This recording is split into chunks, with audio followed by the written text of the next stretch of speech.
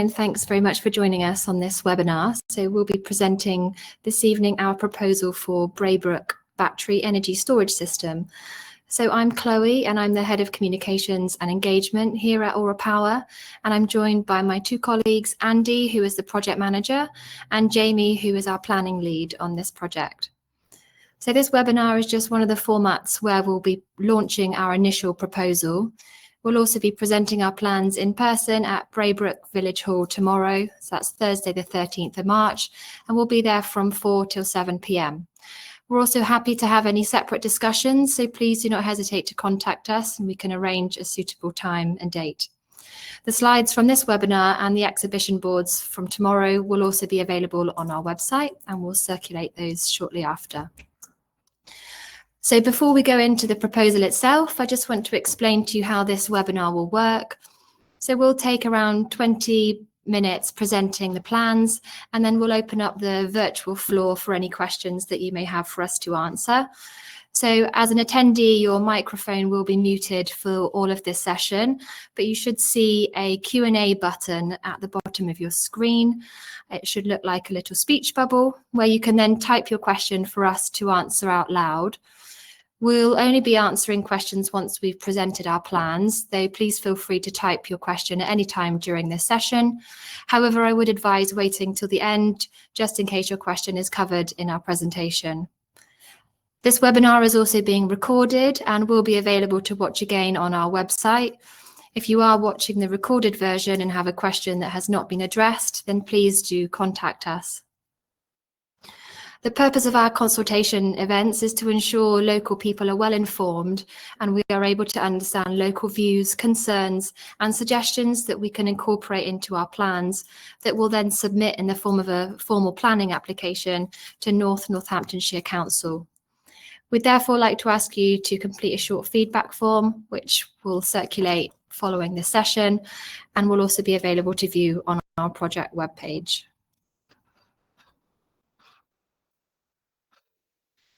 Okay, so who is Aura Power? So we are a renewable energy developer. We're based in Bristol, which is where we are this evening, and our full team comprises of around 60 people. So we have numerous solar and battery storage sites in development, not only in the UK, but across Europe and North America. So we are a joint venture partner of IB Vogt. They are a leading engineering firm that build and operate a number of solar farms and battery storage sites all over the world. Our team prides itself on developing solar and battery storage projects to the highest of standards, whilst protecting local sensitivities and also offering a number of biodiversity enhancements for local wildlife. Our aim is to build trust with local people to develop a design that accounts for local concerns and also benefits the local community. We develop projects from the initial inception all the way through to operation, working with specialist consultants and partners along the way.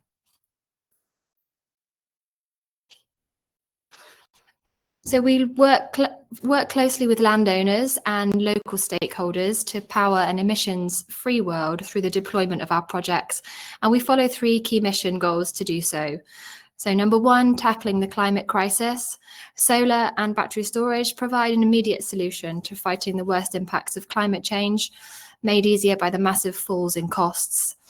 Enhancing the natural environment, our sites incorporate landscaping to help biodiversity to recover and ecology to thrive. And thirdly, engaging with local communities. So it is a priority of ours to work closely with local stakeholders like yourselves to inform you about our projects and understand concerns so that we can ensure that we're developing the best possible scheme. So the need for batteries. So as we all know, we are in both a climate and ecological emergency, and it's important to recognise why battery storage can play such an important role in the future of the energy sector and our environment. The most recent IPCC report states that the dramatic carbon reductions required globally to avoid the worst impacts of climate change can be achieved due to the massive falls in the price of energy produced specifically from solar and wind. Battery energy storage systems, or BESS, plays a crucial role in driving the UK towards a decarbonised future by storing the surplus renewable energy from sources like those wind turbines and solar farms.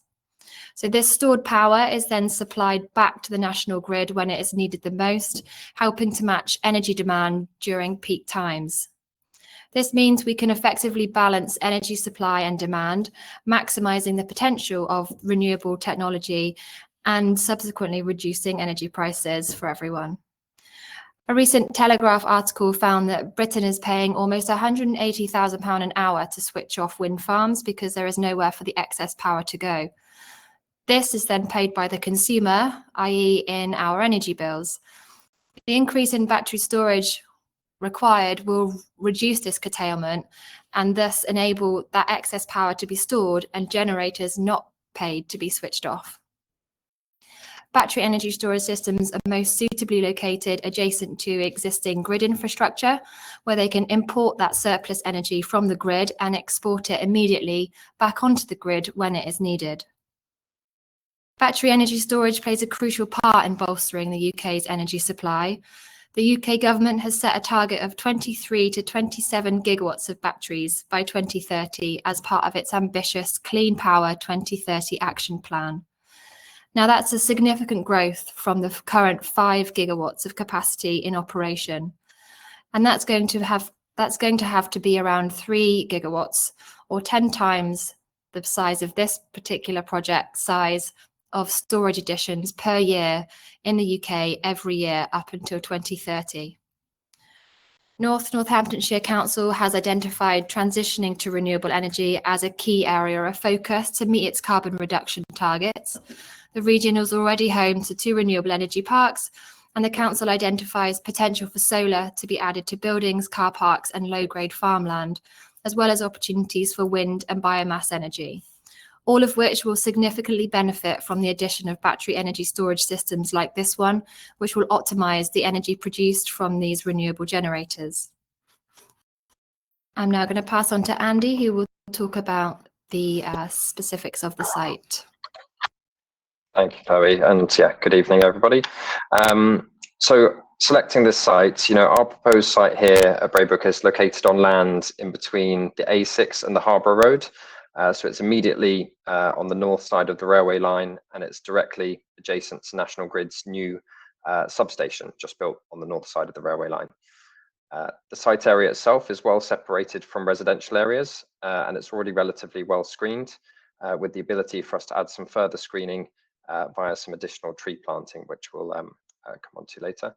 The land is flat, with the largest proportion of it well hidden, plus there's some existing electrical infrastructure which is already adjacent to the site that I've mentioned. The land is also not within a green belt, and it's also not protected by any other environmental or landscape designations, making it sort of a strong candidate site that's readily available for development. In terms of the land itself, the land use, whilst the land has formerly been used to grow agricultural crops, those were previously used for animal feed, and the land is now currently laid in grass with no farming activity due to it being severed from the landowners' surrounding fields following National Grid's compulsory purchase of the substation site. Indeed, since the construction of the substation site, the landowner has commented that it's difficult to return to arable use as it's now quite inefficient to farm a field of the size with modern farm machinery. In terms of our access route, we have a suitable route for access which avoids passing through numerous local villages such as Braybrooke or indeed Market Harbour. For these reasons, we believe this makes the location an ideal site for a battery storage project, and it's our intention to bring forward a sensitively designed scheme that minimises any local impact and maximises local benefits. Next slide, please, Chloe. So battery storage components. Lithium-ion is the most common used technology in batteries. The reason for that is because it provides the highest energy density and therefore ultimately efficiency. It's also the most durable and commercially available. As we all know, we have many lithium-ion batteries throughout lots of devices these days. The battery modules themselves are housed inside 20-foot shipping containers, and layout designs undergo rigorous strategic safety planning to mitigate any potential risks. The main unit contains a series of battery modules, as well as a range of fire safety equipment, including ventilation fans, fire detection systems, fire suppression systems, liquid cooling systems, and a battery management system to facilitate emergency shutdown. Each unit is complete with an inverter, which converts the DC energy stored in the battery to the AC required by the grid. Transformers will step the voltage up from 800 volts to 33 kilovolts. The containerized units are also strategically spread at least 3 meters apart. And in addition to the units, there will also be a substation which will connect directly into the transmission grid. Next slide, please, Chloe. So in terms of our project specifically, the battery storage system will have a capacity of 300 megawatts, and it will operate on a 4-hour duration system. So this means it will have a total generation capacity of 1,200 megawatt hours. The total site boundary itself covers an area of approximately 7.5 acres of land, and that will be leased from the landowner for 40 years. The storage system itself will consist of 240 battery units and 60 transformers. A 400 kV substation with additional control buildings is required in order to connect to the grid as well. The main infrastructure will be housed on concrete foundations, with the surrounding hard standing area being crushed stone. The facility will also be surrounded by a palisade fence, which will be painted green. The site area also includes 2.5 acres of landscaping, which consists primarily of enhanced grassland, but also some new native tree and hedgerow planting on the south side. This will enable a net gain in biodiversity above existing baseline conditions. In one 4-hour cycle, the facility is expected to power over 300,000 homes, which would be the equivalent of saving around 77,000 tons of carbon dioxide from entering the atmosphere when compared with the emissions from an equivalent gas peaker plant. To give more perspective, the power stored also has the ability to charge around 415,000 electric cars. There are also no public footpaths or bridleways crossing through the site. Battery energy storage systems are relatively benign in the sense that they do not emit any smells, no pollutants, nor any excessive loud noises. We've also designed the site to minimize any impact on the local community and the environment. Contrary to belief, battery storage systems, they're not overly noisy. Unlike traditional fossil fuel generators, batteries have no moving parts that generate loud noises. The sound that is produced comes from the cooling systems, the inverters, and the transformers, which produce a low-level hum similar to that of an air conditioning unit. And we'd also like to emphasize that they won't be operating 24 hours a day. Installations must also comply with local noise regulations and best practices to ensure that they do not cause disturbances. We've undertaken an independent specialist noise assessment survey, which will be included within our planning application, and this concluded that there will be a low overall impact. We do recognize that safety will be one of the key concerns locally. Battery storage systems are designed with multiple layers of safety built into them in order to protect people and property. Battery units are housed in specifically designed shipping containers, which are strategically spaced at least 3 meters apart to prevent the spread of fire in the unlikely event of an incident. Each unit is equipped with an advanced battery management system that continually monitors temperature, voltage, and charge levels to prevent overheating or overcharging. And this is monitored in real time and would send any advance warnings if the equipment was heading in that direction in a worst case scenario. Additionally, our systems comply with rigorous international safety standards and adhere to the latest guidance from the National Fire Chiefs Council to ensure best practices for fire prevention and emergency response. Proper installation, monitoring, and maintenance further enhance safety, making battery storage a reliable and secure energy solution. We will also be consulting with the local fire service to produce a pre-agreed emergency response plan. Next slide, please, Guy. So the construction of the battery storage facility will take place over approximately a 6 to 9 month period. The construction of these sorts of developments are relatively straightforward, as the battery units themselves are modular, so they're transported ready to connect. The enabling phase will be the most busy at the beginning in terms of construction traffic, and this would take place over the first few weeks of the construction period. This period is anticipated to see a maximum of 26 HGV movements daily, but once the equipment has been delivered, construction traffic will reduce significantly. We're currently proposing to access the site via Harbour Road, and then crossing the railway line into the site via what will be the new railway bridge, which is suitable for heavy loads, and that's currently, is due to be built by Network Rail before April 2026 as part of their Midland Main Line electrification upgrade work. Construction traffic management plan will also be agreed with the local council ahead of construction taking place, and it will likely be a condition on any future approved planning permission. HGV movements will only happen outside of peak times, and a contact number will be made available for any residents who have any concerns over this period. As a battery storage facility requires very little maintenance, after construction there would be minimal traffic visiting the site. Thank you, and I'll pass you over to my colleague Jamie.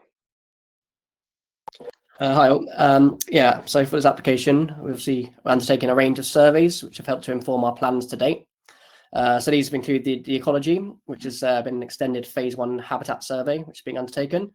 Currently, there's no ecological designations on the site, and all aspects in the wider area have been considered in determining the appropriate scope for surveys.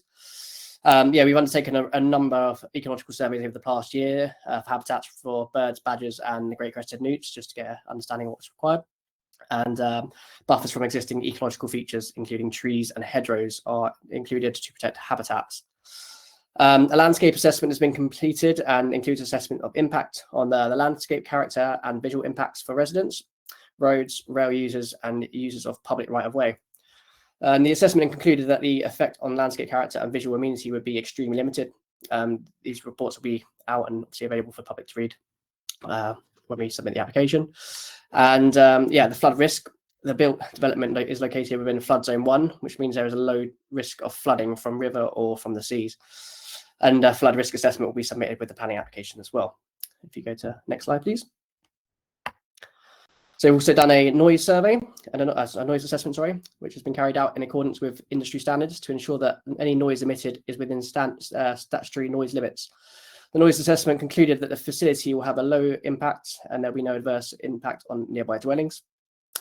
Residential amenity is not expected to be negatively impacted, and there are no noise-related issues anticipated to arise during the battery storage facility's operation.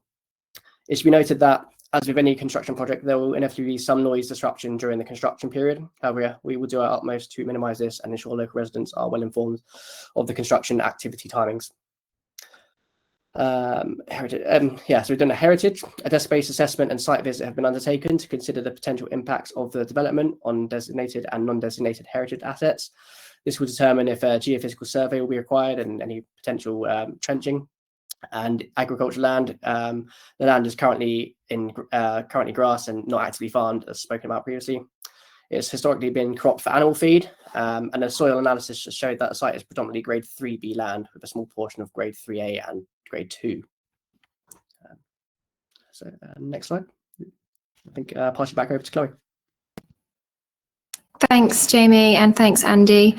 So local benefits. So we are committed to being a responsible and considerate neighbour, ensuring that our battery energy storage system benefits the local community while operating safely and efficiently. So this project will provide several local advantages, we believe, including, like with any new development, there will be a boost to the local economy and national economy through new jobs, use of local services, and the use of local suppliers and contractors. Total investment of a project this scale is around £400 million, and a large proportion of that is forecast to be spent locally. The facility will also contribute significantly in business rates, and those are currently calculated at around £1 million every year to Northamptonshire Council. In addition, we would also be looking to offer funding locally. That's to support local community environmental, social and educational projects. And we'd love to hear from anyone who has any suggestions for what that funding can be best put towards. So timescales. So yeah, consulting with the local community, we believe is critical to designing the best possible scheme and ensuring that local people are obviously well informed about the project. Following this consultation, we will look to incorporate the comments that we receive locally, and we'll look to incorporate those into our proposal. We'll then finalise our proposed design and planning documents, and we'll aim to submit our planning application in May.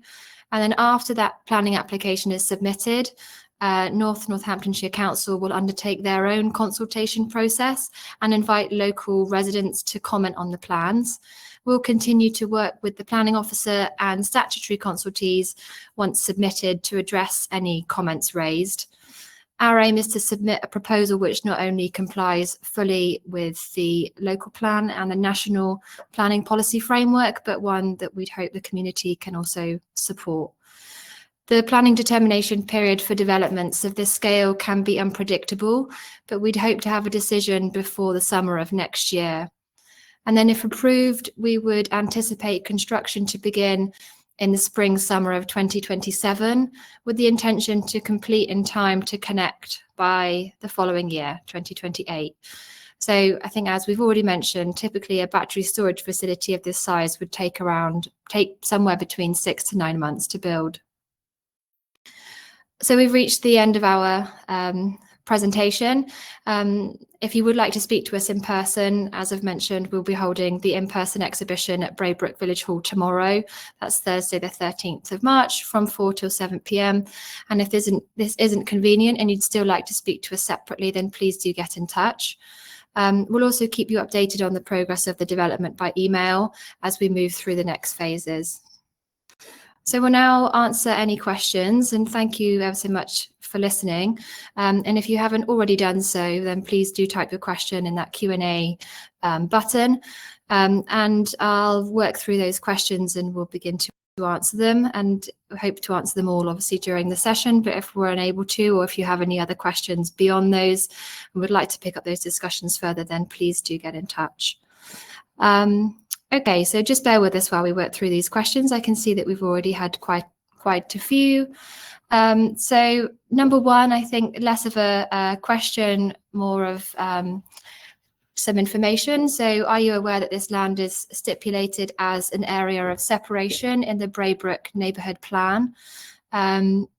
Jamie, are you able to pick up on the kind of local neighbourhood plan? Is that something you're able to address, please? No, actually, at the moment, that one, no. That's not something I'm fully clued up on them. I'd say, it is something, it is something that we're aware of, but, given our view is that given the industrial nature of the substation that's next door to our site, our view is that our site sort of tucks in next to that, essentially.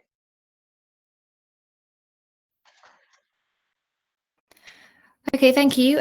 So second question here, what have you done to stop your proposed development from increasing the flood risk to the communities of Little Bowden and Market Harborough? Last November, properties were flooded for the first time in some cases. 7.5 acres of hard surfacing will absolutely put properties at greater risk. I need significant reassurance that we'll not have increased risk above the current position. Perfectly valid concern there from James. I think, yeah, you guys can add in on this, but important to note that we will be submitting a flood risk assessment as part of the planning application, and that flood risk assessment will detail the mitigation measures that will be in place, and also the assessment on the surrounding land. I think it's not something that developments increase the risk of flooding, and that isn't certainly something that we'd be obviously intending to do with this scheme here. Andy and Jamie, do you have anything more to add on that particular just topic? obviously with the flood assessments as well, they do take into account climate change now. So we have like a 20-year and a 50-year kind of climate change aspect. So to account for any additional climate change additions really, and that helps kind of future-proof any like mitigations down the line, because it's all well and good being good for now, but yes, how is it going to be in 25 to 50 years time, or 40 years this one. So that's something that will be kind of considered in the flood risk assessment as well.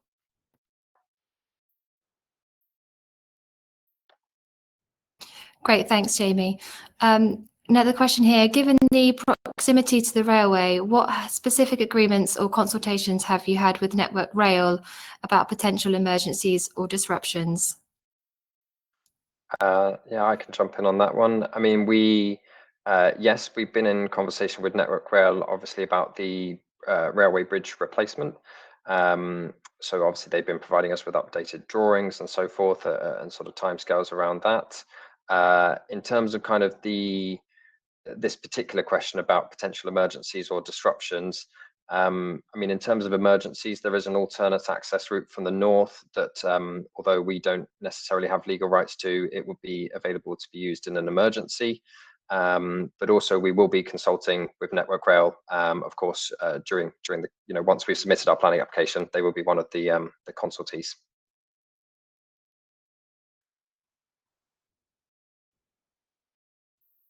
Thanks, Andy.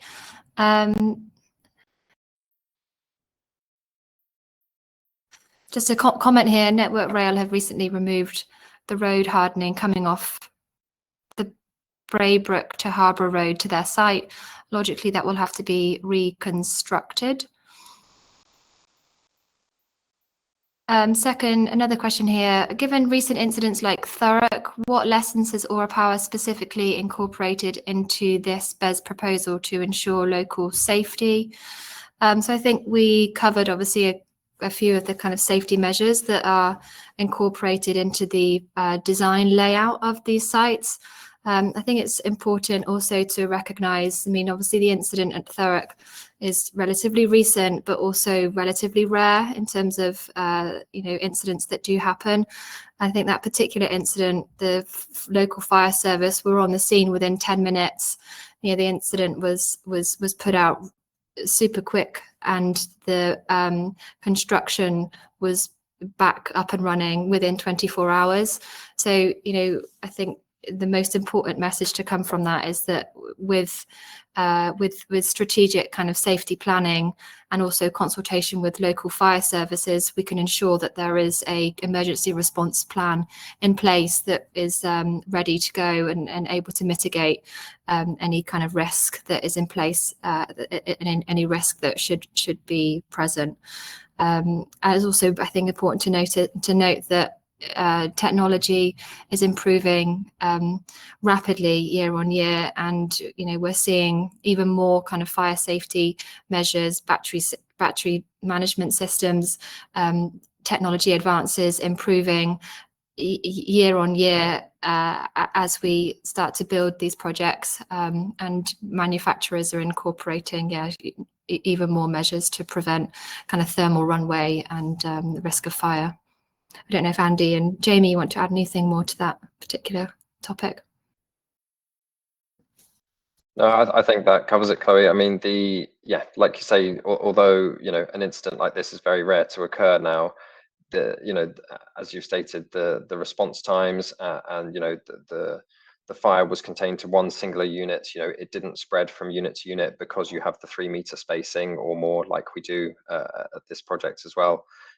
The fire was dealt with in the immediate manner that we would expect. So, the kind of the technology and the processes have come a long way in the last 4 to 5 years, basically, as you've said. Thanks, Andy. I'm just going to move on to this next question here. Access via Harbour Road, as indicated, includes narrow roads, often with parked cars at the west entry point from A508, and a very sharp bend near the railway pedestrian bridge in Little Bowden. Has the length of HGVs been considered given these constraints? Andy, are you able to pick that one up?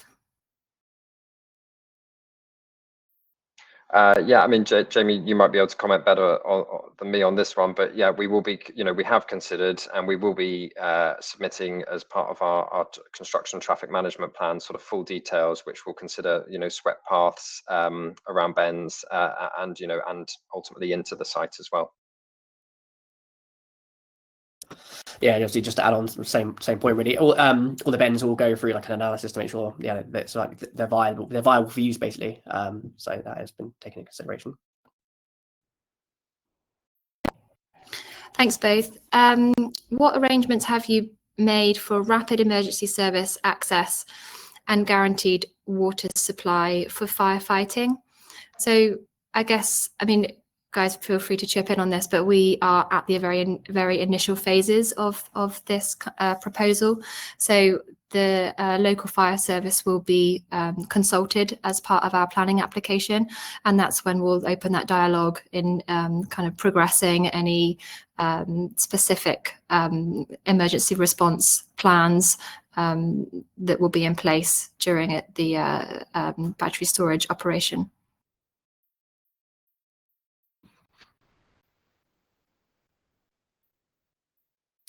Is the bridge over the railway not already renewed as it was an access? If it is not already there, I would doubt that it can be built before 2026. Do you have any more details on that, Andy, to provide some reassurance? Not too much more to add to what I already said. The bridge that was existing was removed last year. We've got updated design drawings from Network Rail as of last month that details the design for the new bridge. We know that there's an agreement between Network Rail and the landowner that the bridge will be reinstated by April 2026. So, that's the agreement, and yeah, Network Rail are working to progress to move into construction phase for it.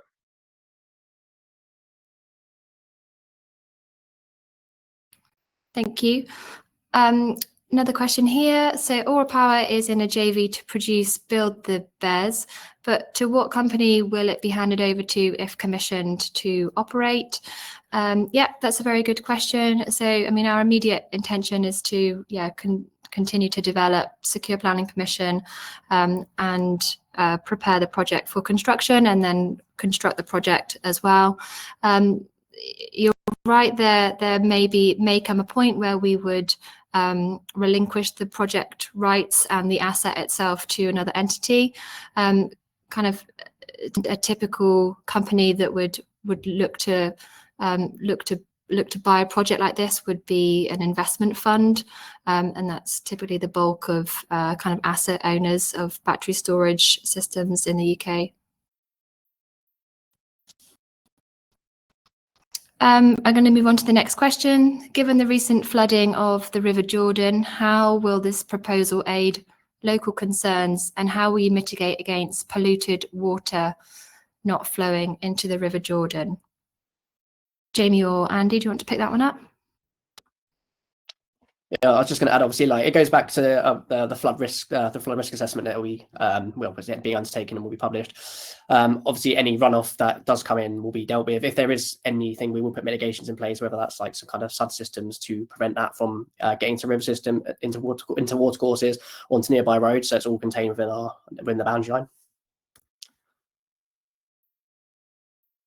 Yeah, and I think we'll also have the construction environmental management plan as well, which will also detail the mitigation measures of any potential contamination and the mitigation measures in place to prevent that during the construction process. Okay, moving on to the next question. What indemnities will be in place to enable a completion of build and handover in the event of financial failure of Aura or its JV partner? Andy, are you able to pick that one up? Yeah, sure. So, I mean, we obviously have legal agreements with the landowner, but as Chloe said, we would look to be, raising project finance to build this project, in the region of circa £400 million.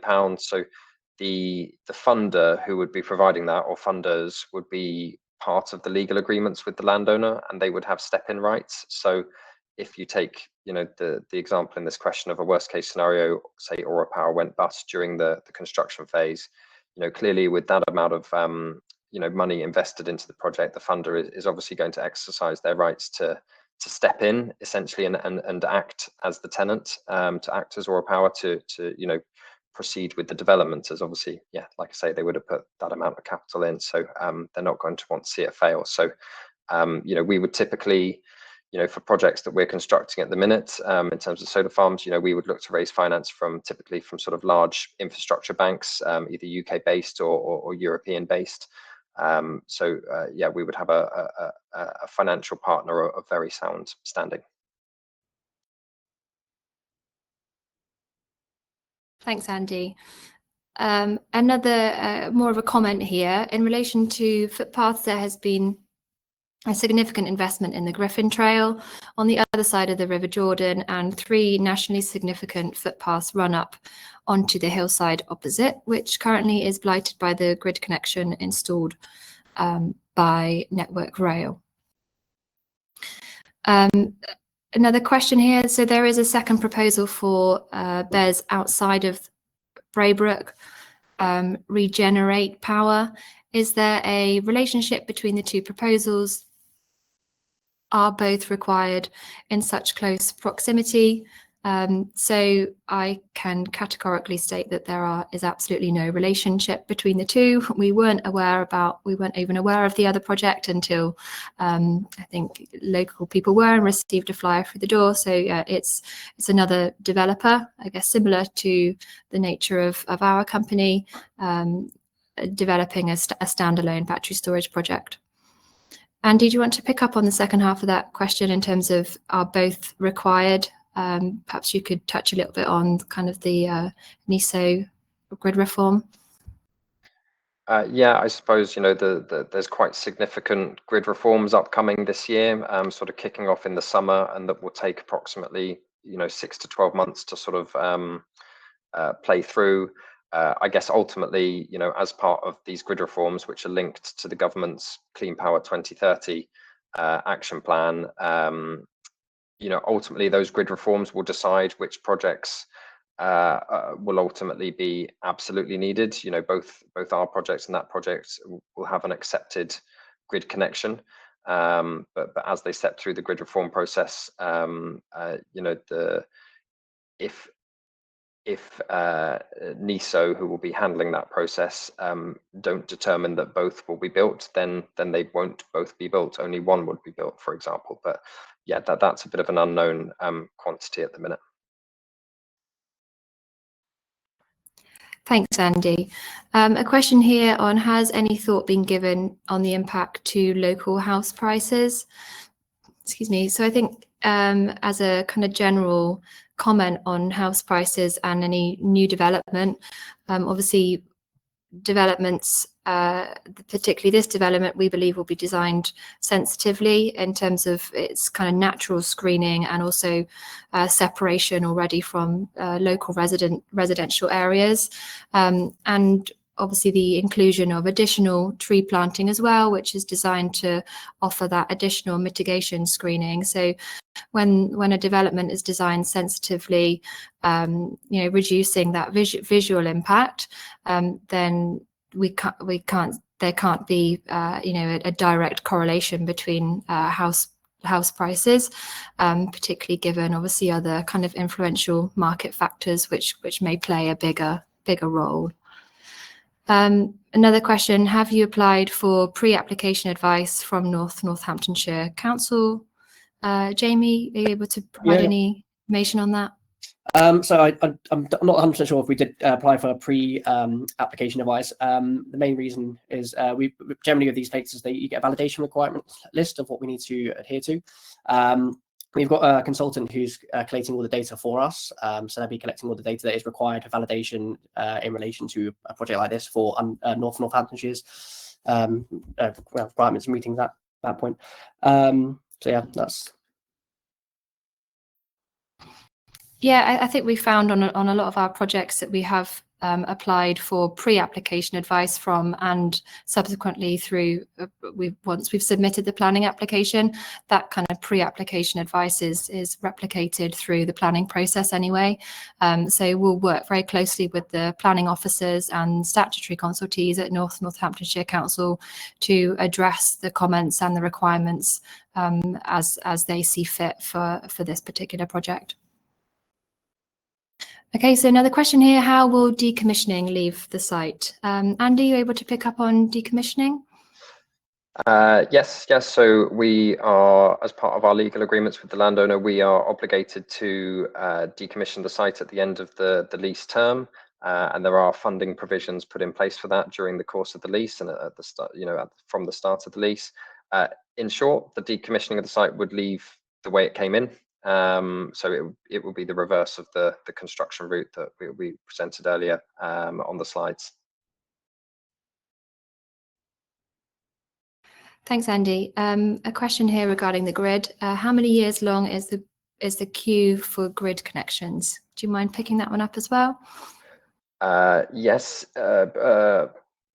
Obviously, that's a sort of a broad question, but I mean, in this specific case, the answer is we don't quite know with the grid reforms that are coming in, because they will radically sort of alter grid connection dates. But we're working with this project here based on our grid offer. We're working off a connection date that could be anywhere between 2028 to 2031. To touch on the grid reforms a bit further, these significant grid reforms are coming in to essentially weed out the sort of zombie projects that are sat in grid queues with no land rights secured, no planning permission applied for or consented, and that essentially are not going anywhere but holding up space in the queue. So yeah, the grid reforms will bring forward connection dates for all projects basically that are materially progressing, such as we are looking to do with this project. Thanks, Andy. Next question here. If in the unlikely event of a fire, what would the environmental and health implications be? As my understanding is this would be highly toxic and lithium batteries aren't able to be put out.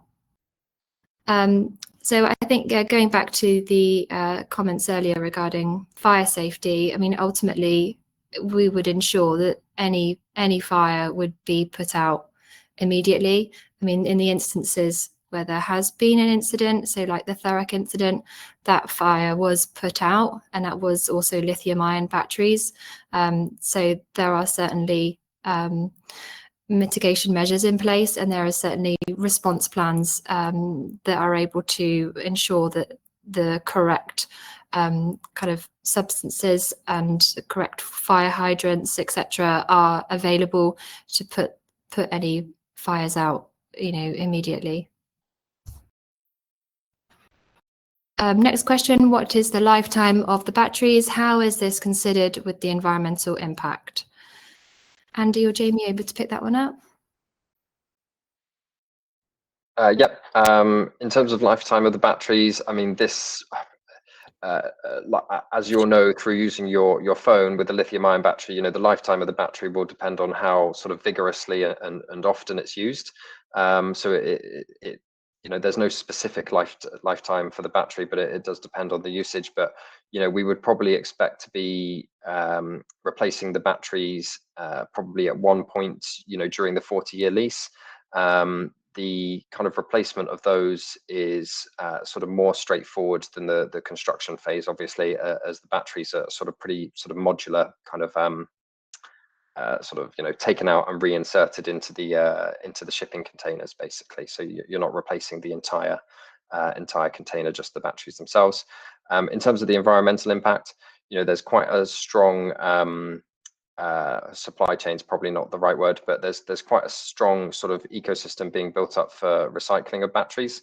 Batteries such as these would typically go on to have sort of secondary uses, but also after that, they can then be recycled as well. Thanks, Andy. Next question, are there any financial benefits to local residents? So, yeah, as I mentioned, we would be looking to offer some form of community funding. We'd like that to contribute towards local kind of social, environmental, educational projects and initiatives. And we'd certainly be open to further discussions with local people about what that might look like. Next question, are you the only organisation planning a BESS installation in the area? So we also had a question earlier regarding whether or not we are related to the second BESS project, but we're not. But yes, there is another organisation planning a BESS installation in the locality. Sorry, just reading these questions aloud. So are you aware that the other BESS proposals for this valley, which cumulatively will create greater risk to the community? So I presume by risk, you're referring to kind of safety risk. I think, yeah, it's just important to kind of reiterate the points around safety. You know, these developments, these battery storage systems are designed rigorously with safety as a top priority, and those measures that are incorporated into the design and the technology are obviously there to mitigate and eliminate that risk entirely. Next question, surface runoff from a concrete hardcore surface will almost certainly increase the rate at which rainwater reaches existing drainage facilities. So I do not concur with the comments raised as the likely minimal impact on existing runoff. So we can certainly point you in the direction of that flood risk assessment, which will be submitted with the planning application, and that will, like we've said before, kind of detail those measures in place to mitigate any potential contribution to flooding. I think it's also important to note that the planting, which we are also incorporating, so as well as the grassland planting, managed grassland, and also the new trees and hedgerows, which will be planting to the south of the site. So I think it's around 2.5 acres worth of new planting. Will also support, obviously, drainage as well in that locality. You keep mentioning reduced electricity prices. How would we as residents see these and at what level? So yeah, the reduced electricity prices is a more kind of general national implication. When it comes to local reduced electricity prices, unfortunately, there isn't a direct benefit. There have been some instances where community funding has been able to support fuel poverty and reducing local people's energy bills. So that could be something that we could speak to and further evolve discussions there. But more generally, battery storage supports reducing electricity bills by enabling more renewable energy generation, and also enabling the storage of that surplus renewable energy generation that generators sometimes get paid to switch off, which are referred to that Telegraph article earlier of paying something like £180,000 per hour through our electricity bills to pay curtailment for wind generators to be switched off. So that's kind of where we see the benefits of reducing the electricity prices as a more general national thing. We need to consider thermal runaway and the toxicity released. Yeah, we clearly recognise that thermal runaway and kind of public risk is clearly a concern, and I hope we've provided some enough information this evening to cover that. We're happy to provide any further information. Obviously, there will be some references in our planning application, but if you want to get in touch and I can send some more robust kind of references and materials to help support with any concerns there, then please do reach out to me separately. What is the response time for Braybrooke from local unmanned fire stations? Again, I don't think that's an answer we'd be able to answer, a question we'd be able to answer today, but certainly something that I would imagine would evolve through those consultations with the local fire service once we submit our planning application. What happens to the site in 40 years if the lease is not continued? Andy, do you want to re-pick that one up on decommissioning? Yeah, I guess it's pretty much as I said earlier, that yeah, there is a legal obligation on us to decommission the site at the end.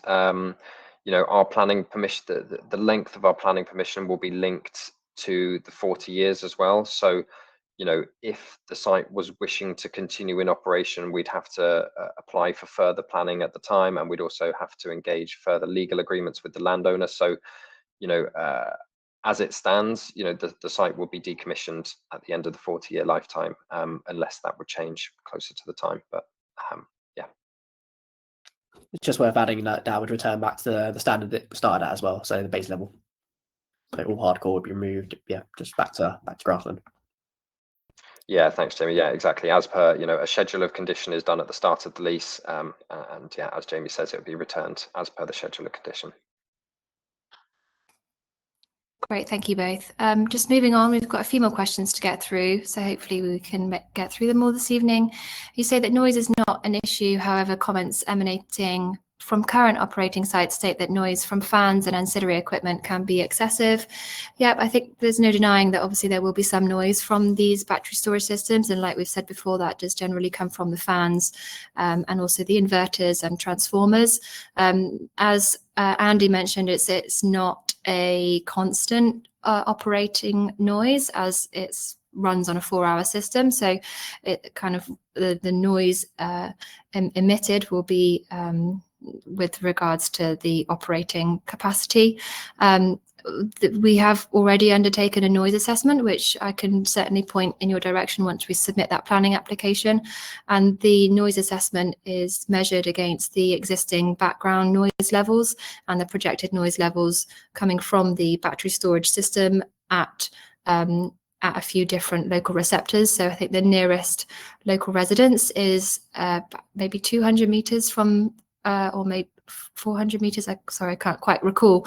But ultimately, the assessment has shown what those predicted noise levels are at the nearby receptors, and concludes that the impact is low, so no adverse effect on local residences.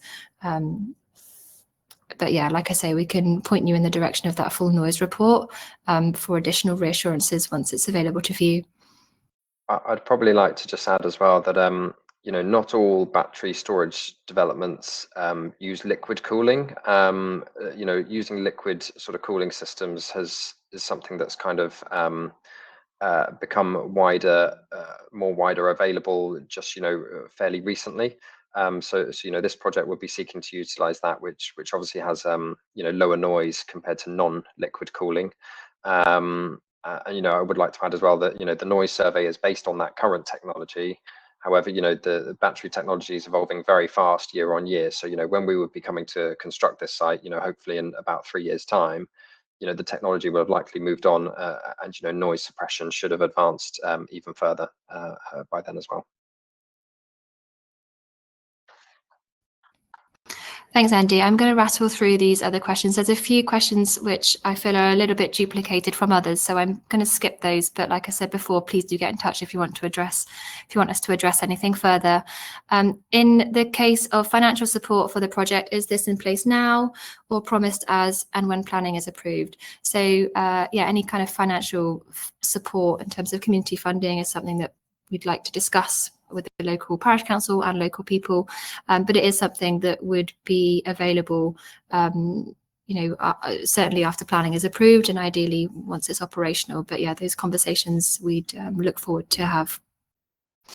Okay, if it's a 40-year lease, what is the expected life expectancy of the batteries? I think we've already kind of addressed that particular question. How frequently would the batteries need to be removed? And then back to HGV movements, which need to be addressed during the currency of the BES. Yep, so the HG HGV movements will be specified, like we said, in the traffic statement. There'll also be a construction traffic management plan, which will be a condition on the planning application, and that'll be agreed with the Highways Authority ahead of any construction starting. Okay, moving on. I would expect the funding provision for battery replacement to be factored into the original proposal and money to be ring-fenced for the purpose of for that purpose at the outset. Any comments on that? I don't think so. Sorry, I was on mute. Yes, yeah, we absolutely, yeah, that's included in our financial model, absolutely.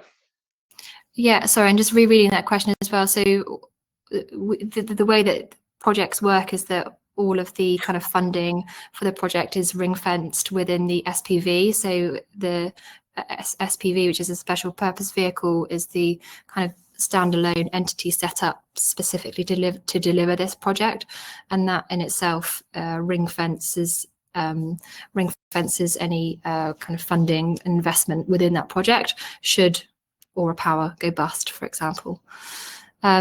Next question, the government is considering payment to householders for proximity to pylons. So to what extent will local residents benefit? So I think we've mentioned that before in terms of community funding, and it's certainly a conversation that we'd be looking forward to have with anybody that may be interested to speak to us about that. Were there to be two BESS in close proximity, is there enough grid capacity to accept import of power through effectively the same national grid acceptance point? Andy, do you want to kind of just touch on that a little bit? Yeah, sure. I think I alluded to it with the grid reforms that are incoming. I guess it's not for us to answer that question. You know, National Grid or NESO, as the body now is that sort of runs the national transmission network, they will be sort of progressing accepted grid connections such as ours and such as what the other battery project has, will be going through National Grid, NESO's grid reforms, and during that they'll determine if both projects can connect there, basically. Unfortunately, they can't just tell us that up front. You know, I would like to probably reassure yourselves as local residents and in the wider area, you know, even if 3, 4, 5, 6 different battery storage projects all come forwards in the area, you know, they're not all going to get built, because there won't, you know, Mark, who asked this question, you know, you're right, there won't be enough capacity to feed, you know, 5 large-scale battery storage projects like this. You know, ultimately, I would have thought there would likely only be 1 or 2 that would be receiving the sort of final green light for that. You know, don't hold me to that, because you know, it's at the mercy of National Grid, but yeah, that would be our sort of understanding. Thanks, Andy. Okay, just moving on. CPRE designate this area as a dark sky area. Will this development adversely affect this? I'm not aware of a dark sky area. I don't know, Jamie or Andy, you've come across this before? It's not something I'm aware of, but it's something that, well, our planning consultants would be taking into consideration going through all the local policies. So yeah, yeah. Okay, thanks. Next question. You are planning 300 gigawatt storage capacity. This is much larger than other sites you have in the UK. Why are you aiming for such a large site? So it is currently the largest project that we are developing. We do actually have other projects in the pipeline a bit further behind, which are slightly bigger. So looking at 500 megawatts. So it's megawatts, not gigawatts. The 300 megawatt site that we're proposing is in line with other projects that we're seeing in the pipeline. It's certainly not the biggest in the country that we're seeing from other developers. The other proposal that you've seen recently from another developer, I think, is for 500 megawatts. We've seen projects that have been approved towards the end of last year, you know, that are up to 1 gigawatt. So we're seeing at the moment projects being developed on kind of an economies of scale model, particularly as we've got quite significant targets to reach as a nation. So we're seeing projects of this size and up. So last question here, will this affect the cost of house insurance? I think with any development, whether that be a substation, solar farm, battery storage proposal, I don't think it's something that is accounted for when it comes to house insurance, particularly if there is no risk to local public properties, which is certainly the case in this particular instance. And as I said, these projects we design sensitively with mitigation in place to reduce any risk and local impact. So we've reached the end of our questions. We've had quite a few this evening, so thank you ever so much to everybody for listening and taking part. We'd be grateful if you could complete our short survey, which I will circulate around later this week. And if you have anything you would like to discuss further with us, then please do get in touch. As I've mentioned, my contact details are on the screen here, so please do take a note of those if you want to reach out directly. There's also contact details on our website. And as I have already mentioned, we are holding an in-person exhibition tomorrow, Thursday the 13th, where we'll be presenting the same information as we have done this evening, but obviously be available to speak to in person. And if you are watching the recorded version, you can find the feedback questionnaire on our webpage. Just to note that your personal details will not be passed on to any third parties and will only be used for the purpose of this public consultation. So thanks again, everybody, and have a lovely evening. Good night.